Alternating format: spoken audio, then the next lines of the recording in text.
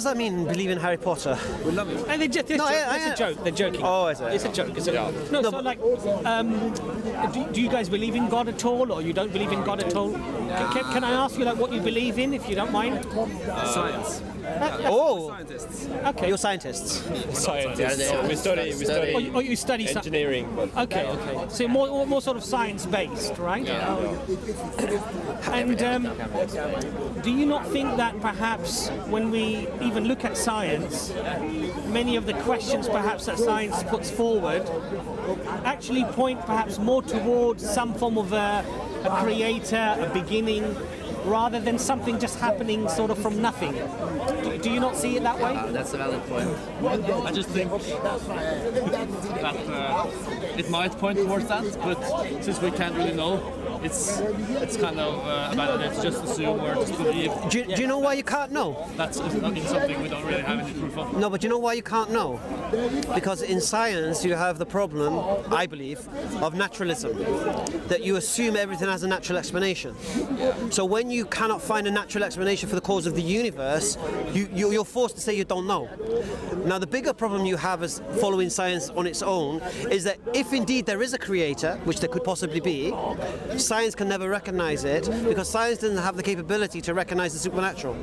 Because if you're using a tool to measure something and it doesn't recognize the supernatural, even if the supernatural exists, it's blind to it.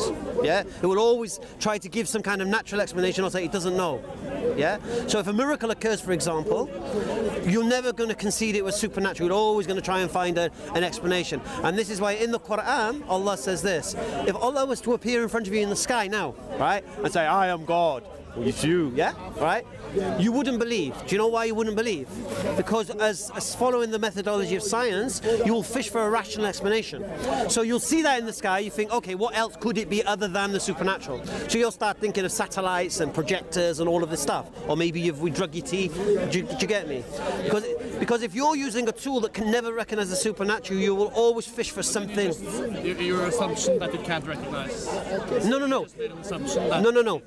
Science has the premise of naturalism, and naturalism basically means everything has a natural explanation. Even if you don't know what it is right now, it does have one. That's your premise. So when you have that as a premise, you can never recognize the supernatural. Do you understand? So, for example, to follow on from what Hamza do you understand that? Yeah, I understand. All right. To follow from what Hamza said. Oh, okay. You ready for a? Well, bring it on. If at one point, we believe that the universe was static, it always existed, and obviously as science moved forward, it said actually no, it came from an infinite density, and then the Big Bang happened. Now, all of these discoveries, if anything, they point towards a beginning, and the problem that you have, like what Hamza is saying basically, is that yet you would always look for a naturalistic explanation, even if the science is actually pointing you towards something which is supernatural, which is that it had a beginning. Because everything that has a beginning, it's an intuitive, logical assumption to make that anything that comes into existence must have a cause of its existence. You guys are studying engineering. Now in engineering, something doesn't just happen by itself. There is a cause of it happening. And so the universe, for example, coming into being, it's a rational thing to assume that it also must have a cause of its beginning, right? But now if you follow science and say that there's no other reality but science, the only two options that you will have is, well, we don't know, so we'll just shelve that. We'll hide behind don't know. We'll just shelve that and we'll just get on with our life. Or we have a belief, which some people do, that science will eventually come up with the answer as to how this universe came into existence. But it cannot be God. You understand my point? So science is fishing for something else. It's looking for something else. I'll give you an example. It's like me giving you a tape measure and asking you to weigh me. You can never weigh me with that tool because it's the wrong tool for the job. Yeah? So one question. I know. You're bursting with that question. Go on. No, but So just very quickly, I'll just finish on the last one before you come in. Sure. And that's why in the Quran, It's not a hard question, is it? and in the Quran Allah says, I like easy and he questions. addresses human beings, and he says, did the universe give birth to itself? So it poses a very deep philosophical question to humankind, which is that humans just take a step back and just think for a second. Did this universe that we see, some of the statistics that we hear is that there are more stars in the universe than grains of sand on every beach on Earth. Mm-hmm. That's one of the statistics. They revised that statistic now. And they're saying that when they pointed Hubble into a very dark patch of sky, and they left it there for a much longer period than before, they said actually it could be more than 100 times more. More stars than grains of sand on every beach on Earth. Now multiply that by even 100 times more. Maybe in 10, 20 years they'll say it's 1,000 times more. Okay, that's the point. Now the point here is, so are we really claiming that all of this, with its infinite orchestration, organization, rules and principles, of physics, laws, mathematics, that all of this simply came into existence from nothing? And proportioned and organized and itself? nothing was responsible for bringing it into being, and it just happened. And that's the question the Quran asks. Yeah. And so it asks humankind to reflect on this. Did this universe give birth to itself? Think. Yeah. Let's hear your question. Yeah, but so my question is basically, I understand that if we discuss how everything began, you can no matter what, you can either argument that there had to be something before and that something had to be created, or I don't know. But my question is basically, so your argument is that there has to be something supernatural, right? No. Isn't it? No. No. What's the argument? Or what are you argumenting for? Oh, okay. What we're basically saying is this: we believe the universe required a cause. Yeah.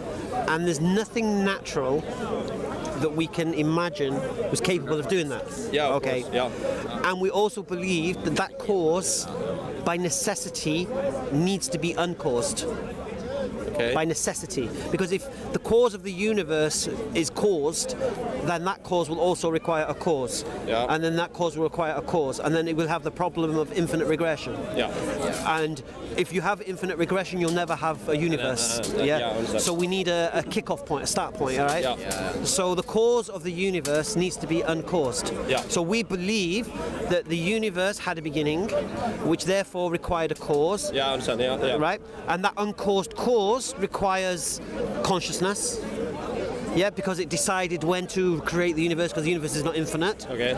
It requires intelligence for the way that it's proportioned everything, and it requires powerful, more than anything we know, to be capable of causing it. Yeah. Right. So that's what we believe. That's our stance. Yeah. Okay. But so, is it? That's fairly reasonable. But It's very reasonable. It's very hard to challenge that, I'm telling you. I've got that on lockdown, mate. But thank you for that, acknowledging that. Limited time because we're leaving tomorrow. Brothers, all I'd like to ask you though is that it's not about a battle of egos or who can outdo whose argument or whatever. Oh, a little bit. We're all going to die very shortly. We're thinking we have a long life. It was not that long ago when we were running around playing and didn't have a care in the world.